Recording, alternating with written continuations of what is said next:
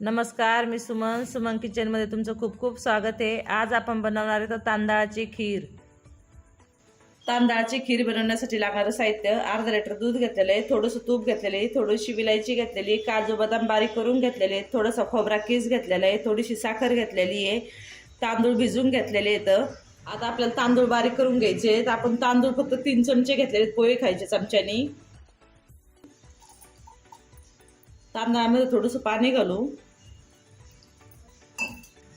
आता बारीक करून घेऊ। बघा, तांदूळ एकदम मस्त असे बारीक करून घेतलेले आहेत।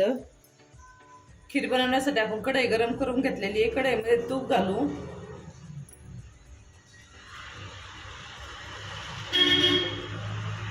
तूप गरम झालेलं आहे, त्याच्यामध्ये काजू बदाम टाकू। थोडेसे आपल्याला काजू बदाम परतून घ्यायचे आहेत, जास्त काय लाल होऊन द्यायचे नाही आहेत। काजू बदाम परतून झालेले, त्याच्यामध्ये खोबरा किस टाकू। खोबरा किस आपल्याला लालसर परतून घ्यायचं आहे। खोबरा किस परतून झालेले आपण बारीक करून घेतलेले तांदूळ त्याच्यामध्ये घालू। गरम करून घेतलेलं दूध घालू।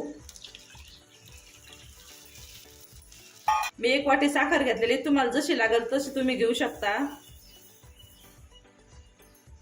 त्याच्यामध्ये आपण विलायची घालू।